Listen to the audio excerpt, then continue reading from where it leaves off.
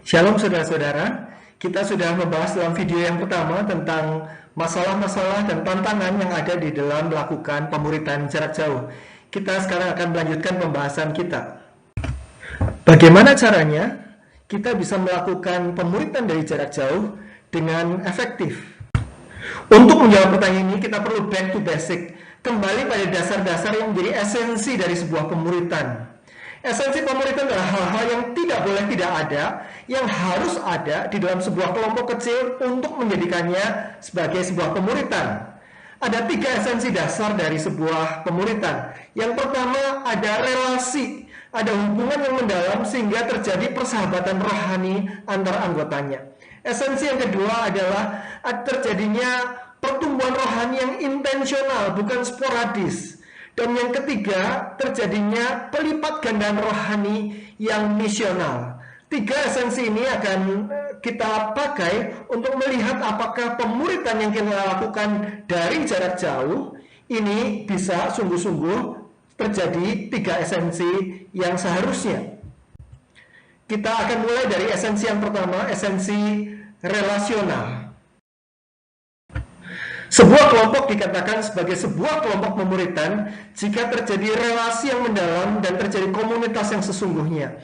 Community is not just about being together, bukan sekedar hadir bersama-sama meskipun dalam kelompok kecil. It's about doing life together. Apa yang menjadi kesusahan teman saya menjadi kesusahan saya, apa yang menjadi sukacita teman saya menjadi sukacita saya, demikian juga sebaliknya. Kita menjalani kehidupan bersama-sama, doing life together, naik turun, jatuh bangun, lika-liku kehidupan kita jalani bersama-sama. Itulah relasi pemuritan. Harus terjadi relasi yang deep, yang mendalam, bukan hanya permukaan. Harus terjadi akuntabilitas di dalam kita mengikut Tuhan bersama-sama, saling mendorong, saling menjagai, saling ngecek satu sama lain, bukan sekedar melakukan aktivitas bersama-sama. Bagaimana ini dilakukan secara online? Mungkinkah ini dilakukan dan apakah ini bisa dilakukan dengan efektif? Permasalahan ini adalah permasalahan bukan hanya pada zaman kita sekarang, khususnya dalam masa pandemi. Permasalahan ini juga dihadapi oleh satu tokoh Alkitab, yaitu Paulus. Paulus mengalami lockdown dalam tanda petik. Ketika dia melakukan perjalanan misinya dari satu kota ke kota lain, seringkali Paulus harus meninggalkan jemaat yang sedang dilayani, bukan karena dia ingin meninggalkannya, tetapi karena ada penganiayaan begitu rupa, sehingga dia harus pindah ke kota lain. Di kota lain pun itu, dia harus pindah ke kota lain lagi dengan alasan yang sama. Tapi saudara sekalian, Paulus mengalami lockdown karena penganiayaan, tidak bisa melayani secara fisik, secara langsung di sana. Selain itu, Paulus juga mengalami karantina melalui pemenjaraannya. Ada pemenjaraan Paulus yang pertama ketika dia naik banding ke Roma. Sampai di Roma dia tetap di penjara. Pemenjaraan yang berikutnya adalah pemenjaraan yang sampai berakhir pada kematian Paulus di dalam masa-masa di mana pemerintah Roma sangat menekan kekristenan. Di dalam penjara ini Paulus hatinya ada pada jemaat-jemaat yang sudah dia layani, tetapi dia tidak bisa hadir secara fisik. Bagaimana Paulus mengatasi lockdown dan karantina ini? Paulus harus melayani secara distance. Kita tahu di dalam Alkitab Paulus membatasi keterbatasannya, limiting the limitations, dengan cara melakukan pelayanan jarak jauh. Paulus menulis surat kepada jemaat-jemaat yang sudah pernah dikunjunginya. Paulus menulis surat juga kepada jemaat-jemaat yang belum pernah dikunjunginya. Paulus juga menulis surat kepada pribadi-pribadi, gereja-gereja dari dalam penjara. Paulus melakukan distance discipleship.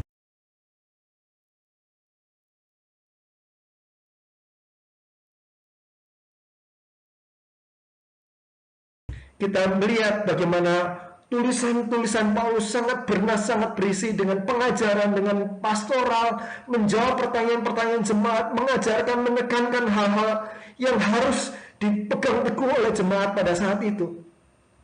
Paulus juga di dalam surat-suratnya ada banyak doa-doa yang dinaikkan dengan sungguh-sungguh sangat dalam dan masih menginspirasi kita sampai saat ini. Paulus mengasihi dengan kerinduan yang besar jemaat-jemaat ini. Paulus seringkali mencucurkan air mata ketika menuliskan surat-surat ini dengan kerinduan yang besar, dengan kegelisahan tentang apa yang terjadi di antara mereka. Paulus memberikan dorongan, memberikan teguran kepada jemaat dengan sangat baik di dalam surat-suratnya. Paulus bukan hanya secara jarak jauh, tetapi Paulus sangat ingin berjumpa secara fisik, dan karena keterbatasannya, maka dia mengirimkan orang lain untuk berjumpa secara fisik. Paulus mengirimkan rekan sekerjanya yang dia percayai. Titus dikirimkan ke jemaat di Pulau Kreta. Timotius dikirimkan ke Tesalonika, ke Korintus.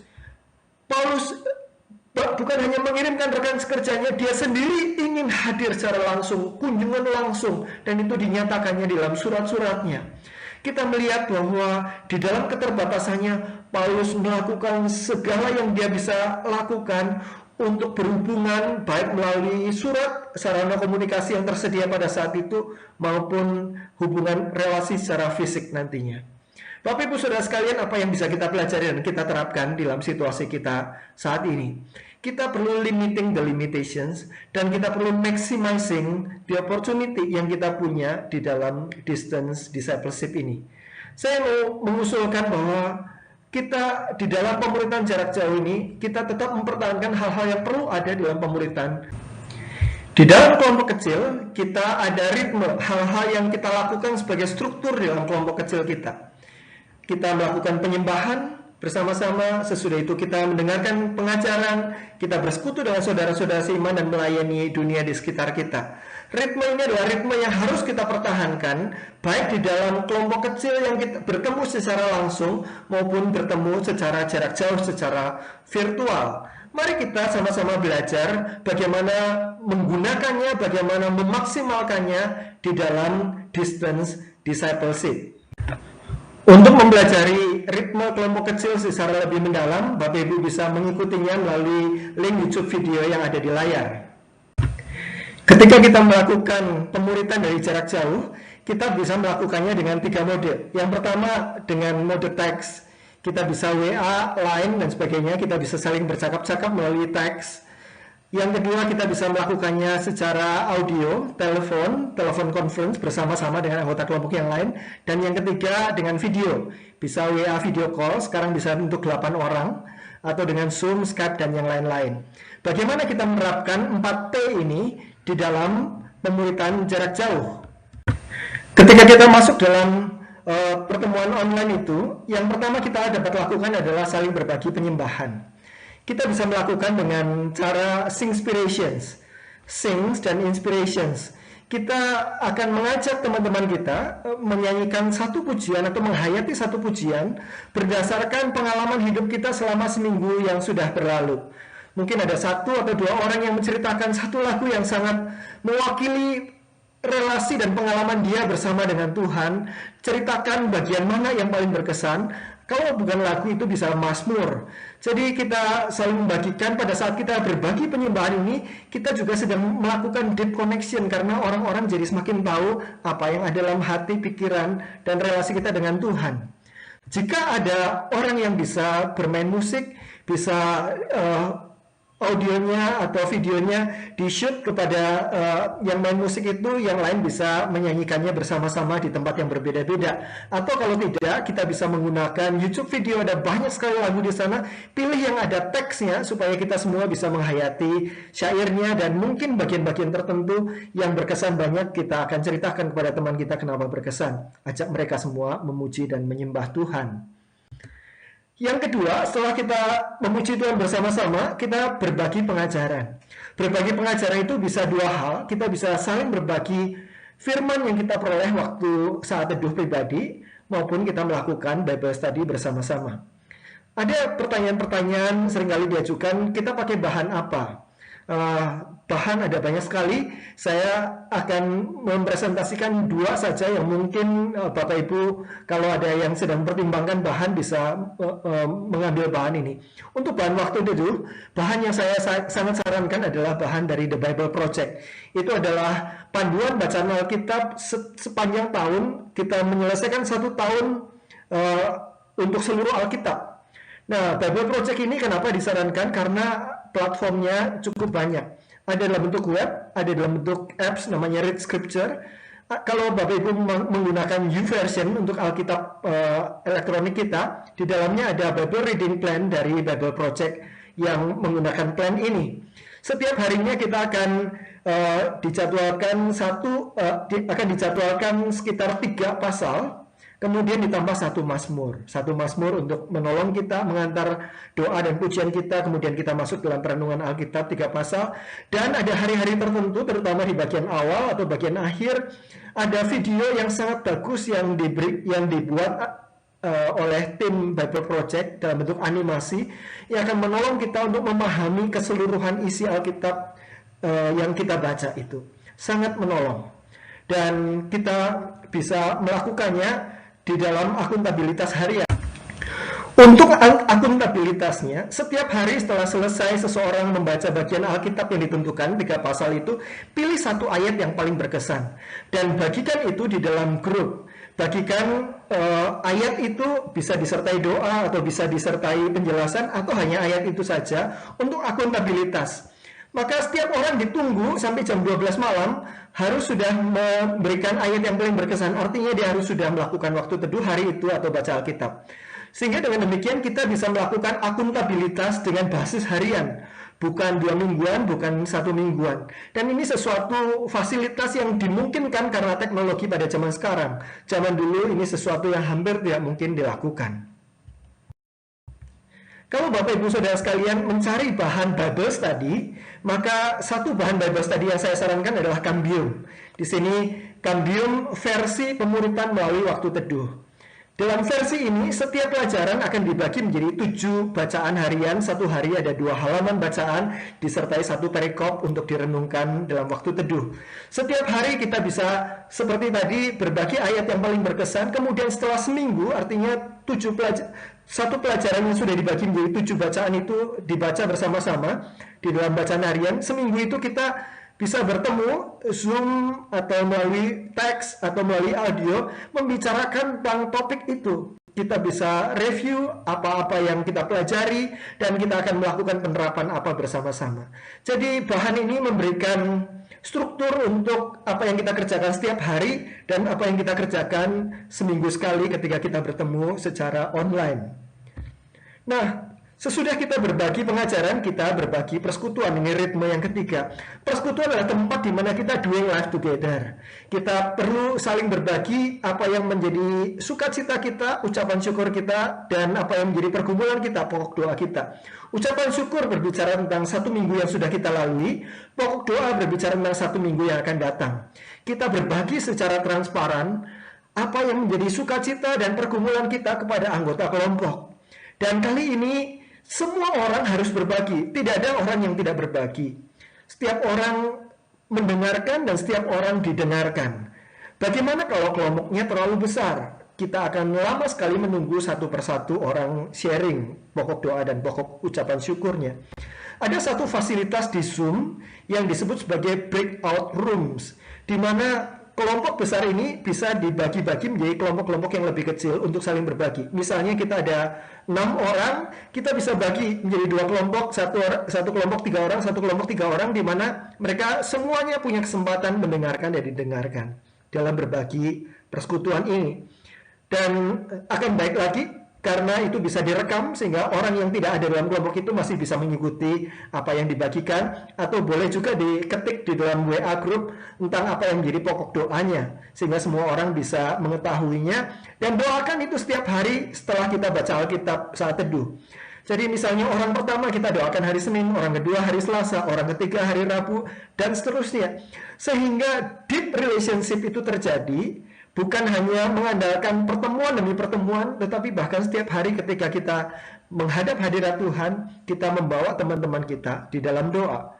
Ritme yang berikutnya adalah berbagi pelayanan. Berbagi pelayanan kepada tubuh Kristus, gereja Tuhan, dan berbagi pelayanan kepada dunia. Kelompok ini yang kita lakukan, baik secara offline maupun online, jarak dekat maupun jarak jauh, kita bukan hanya hidup untuk kelompok kita saja, tetapi juga untuk melayani dunia. Ketika kita bersama-sama di dalam distance discipleship, ada beberapa saran saya juga. Yang pertama, kita bisa melakukan penginjilan melalui internet evangelism. Satu resources yang bisa kita pakai adalah The Story.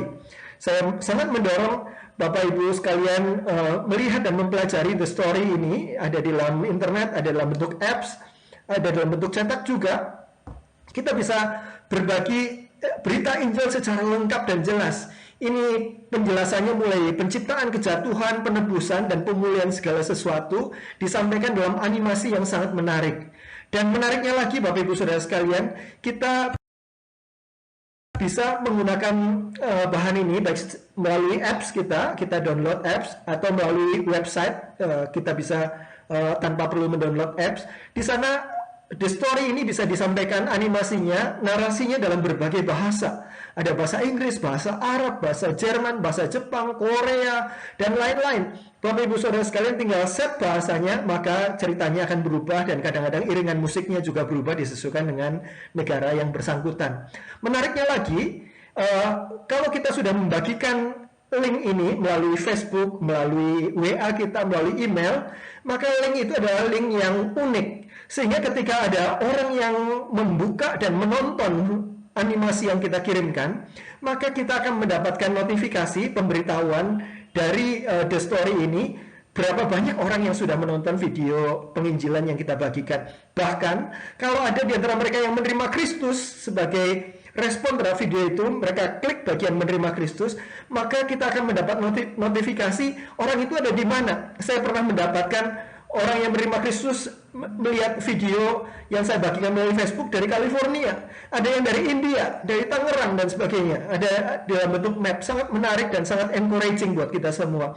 Tambah lagi, kita bisa melakukannya bukan saja sendirian, tetapi bersama-sama dengan anggota kelompok kita. Jadi kita bisa membuat grup matrix yang kita sama-sama bisa lihat di sana. Dari misalnya ada 5, 6, 7 orang anggota kelompok kita bikin satu grup, kita melihat ada berapa banyak orang yang sudah menonton video hasil dari gabungan kelompok kita sendiri saja. Nah, kita bisa saling berlomba-lomba membagikan Injil di dalam hal ini. Nanti akan kelihatan siapa yang videonya paling banyak dilihat dan siapa yang paling banyak menuai pertobatan orang menerima Kristus akibat dari video yang dibagikan itu. Sangat menarik penginjilan, jadi tidak mengancam. Penginjilan bisa menembus batas-batas negara, batas-batas bahasa yang tidak bisa kita kuasai, dan kita bisa melakukannya bersama-sama dengan fun, dengan menyenangkan, bersama-sama dengan anggota kelompok kita secara jarak jauh. Nah, dalam kesempatan ini juga saya ingin mendorong untuk kita terus melanjutkan menjadi pendukung utusan-utusan lintas budaya secara jarak jauh. Kelompok kita bisa menjadi kelompok yang mengadopsi utusan lintas budaya dengan kita melayani sebagai pengutus, serving as senders. Gereja biasanya mendukung utusan-utusan lintas budaya secara finansial, mendukung tentang kehidupan mereka. Tetapi di dalam kelompok kecil kita bisa mendukungnya secara doa. Kita mengadopsi mereka dalam doa-doa dalam kelompok kita. Kita bisa memberikan perhatian-perhatian lebih kepada keluarga mereka. Dan menariknya dengan teknologi yang sekarang, mereka bisa masuk ke dalam Zoom meeting kita. Misalnya kita ada satu utusan lintas budaya yang kita dukung, dalam waktu pertemuan itu bagian terakhir mereka bisa menceritakan doa mereka secara langsung dan kita bisa mendoakannya bersama-sama. Kita bisa memberikan encouragement kepada mereka yang sedang berada di lapangan, memperhatikan jika ada yang ulang tahun dan lain-lain. Banyak hal yang bisa kita lakukan secara jarak jauh yang akan sangat sulit dilakukan tanpa ada dukungan teknologi digital yang sudah kita miliki sekarang. Bapak Ibu Saudara sekalian, saya mau mengatakan bahwa 4 ritme kelompok kecil, penyembahan, pengajaran, persekutuan, dan pelayanan itu adalah hal-hal yang membentuk kedalaman relasi satu sama lain. Dan ini sangat bisa dilakukan secara online. Bahkan dalam beberapa hal sangat di-enhance ketika kita melakukannya online dibandingkan dengan kita melakukannya secara offline. Having said that, pertemuan secara online ini tidak bisa menggantikan pertemuan secara offline, secara langsung. Untuk itu, Bapak Ibu Saudara sekalian, seperti Paulus bukan hanya menulis surat, tetapi dia mengirimkan Timotius, mengirimkan Titus, bahkan dia sendiri mau berjumpa langsung dengan jemaat-jemaat yang dilayaninya. Kita juga perlu spend waktu untuk bersama-sama, meskipun kalau kita misalnya anggota kelompok kita terus-menerus berpergian keluar kota, dan meskipun kita komit kepada pertemuan ini, tetapi secara fisik tidak bisa hadir, kita bisa hadir secara virtual, kita bisa lakukan, tetapi kita perlu bertemu secara fisik. Kalau misalnya seminggu sekali kita bertemu secara virtual, usahakan sebulan sekali kita bertemu secara fisik. Nah, tentu saja sesudah masa pandemi ini berakhir. Ada satu buku judulnya Inviting Along. Di sana memberikan beberapa saran-saran membangun relationship. Kita bisa menggunakan ide-idenya. Misalnya pertemuan fisik minggu pertama itu adalah bulan pertama adalah kita makan bersama. Bulan berikutnya kita bisa belajar bersama, learning together. Bulan berikutnya kita bisa resting together, kita bisa menikmati sahabat bersama-sama, berekreasi bersama-sama dengan keluarga, sesama anggota kelompok bersama-sama. Kemudian bulan keempat kita bisa surfing together, kita bisa pergi ke satu tempat tertentu, melayani bersama-sama. Jadi ini akan mempererat relasi kita. Pemuritan yang relasional masih sangat bisa dilakukan dengan gabungan ini antara online 4P dilakukan dengan baik dan secara offline kita menyelamatkan waktu sebulan sekali untuk sungguh-sungguh membangun deep relationship satu sama lain. Tapi Ibu Saudara sekalian, kalau kita melihat semuanya itu, maka saya berharap kita semua menangkap kesan bahwa distance yang ada bisa menjadi distanceless.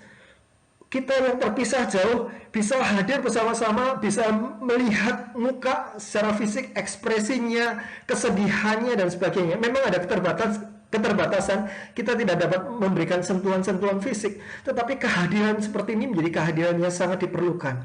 Bahkan kita bisa membawa orang-orang yang sedang melayani nun jauh di sana, di antara suku-suku terabaikan secara lintas budaya, berjumpa dengan kita. Jadi pemuritan jarak jauh, distance discipleship, dengan ketersediaan teknologi yang selama ini belum terlalu banyak kita maksimalkan, bisa menjadi distanceless discipleship. Komitmen itu yang utama, dan kalau komitmen tidak ada, bahkan dalam pemuritan jarak dekat yang bertemu langsung, itu pun tidak akan terjadi relationship. Jadi masalahnya bukan jarak jauh atau jarak dekatnya, tetapi komitmen kepada relasi ini yang akan menentukan apakah pemuritan secara relasional terjadi atau tidak. Tapi Ibu Saudara sekalian, kita masuk ke dalam kriteria kedua. Sebuah pemuritan dikatakan pemuritan jika terjadi pertumbuhan rohani yang intensional. Intensional itu artinya kita tahu kita sedang menuju kemana, kita sedang membawa orang kemana di dalam pertumbuhan rohani mereka, dan kita tahu bagaimana membawa orang itu ke situ. Apa saja yang harus dilakukan untuk menghasilkan perubahan yang kita harapkan. Tapi Ibu Saudara sekalian, di awal kita melihat ada formation problem. Bukan hanya informasi yang dibagikan, tetapi transformasi, bagaimana melakukannya secara jarak jauh. Nah, sebelum kita bicara yang jarak jauh, mari kita evaluasi yang jarak dekat dulu. Ketika kita bertemu langsung, kita bisa menjadi kelompok yang sangat aktif, tetapi tidak produktif. Gambarannya seperti kursi goyang. Maju mundur, maju mundur, maju mundur, sangat aktif, tetapi tidak berangkat kemana-mana. Kelompok kita meskipun bertemu langsung, bisa menjadi kelompok di mana kita mengoleksi informasi pengetahuan Alkitab. Kita senang berkumpul untuk menyerap sebanyak-banyaknya belajar Alkitab, tetapi bukan mengubah gaya hidup dan bukan mengubah perilaku kita.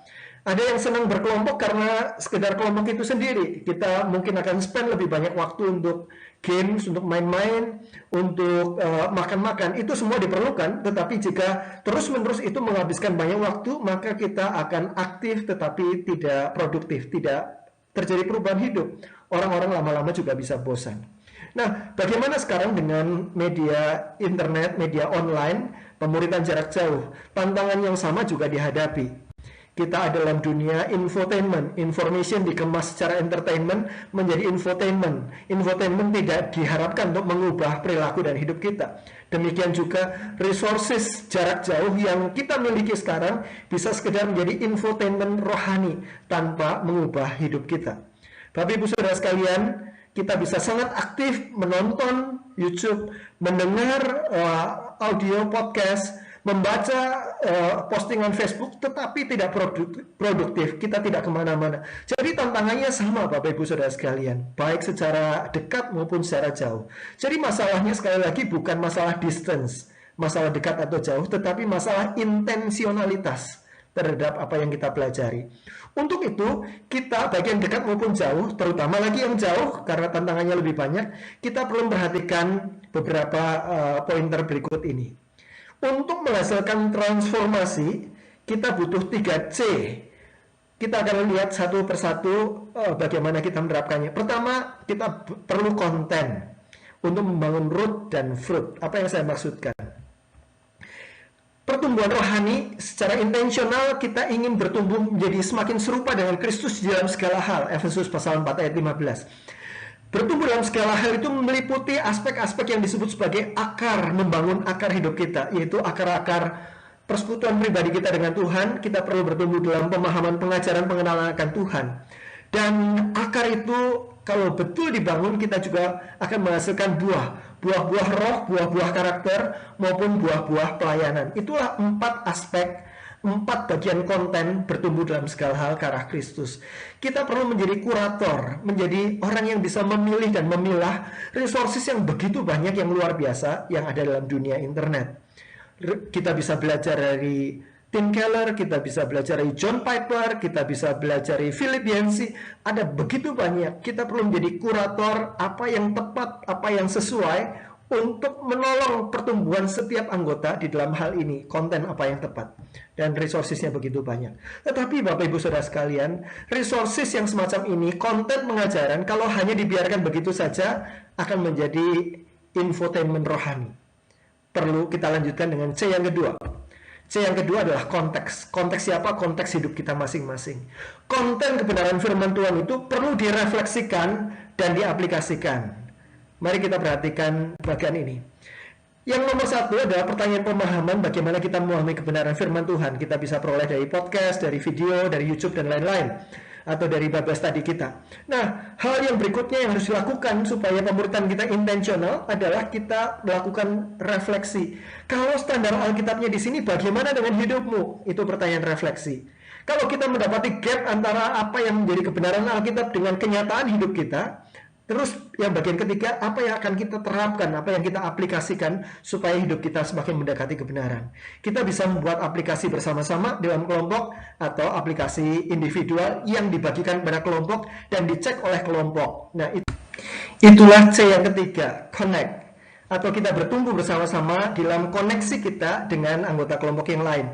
Di dalamnya kita bisa saling berakuntabilitas, saling menjaga pertumbuhan satu sama lain. Setelah kita membicarakan dalam konteks apa yang akan kita lakukan, kita perlu untuk saling menjaga dan saling mendorong. Minggu depannya kita tanyakan bagaimana dengan penerapan minggu lalu. Misalnya kita akhirnya melakukan dosa, kita akhirnya tidak melakukan penerapan yang ditentukan, kita bisa membuka diri kepada anggota kelompok kita, apa yang menjadi kelemahan kita, menjadi pergumulan kita, sama-sama bisa saling mendoakan dan support. Itulah authenticity. Accountability dan authenticity itu diperlukan di dalam kelompok kecil yang intensional. Tapi Ibu Saudara sekalian, konten, konteks dan connect ini adalah seperti kursi dengan kaki 3. Kita tidak bisa hilangkan salah satu kakinya dan kita duduk di atas kursi itu, tidak bisa. Tiga-tiganya itu harus ada, baik kalau pemuritan melalui pertemuan langsung atau melalui pertemuan jarak jauh. Dua-duanya bisa dilakukan, baik dalam jarak jauh maupun dalam jarak dekat. Yang penting adalah ada intensionalitasnya.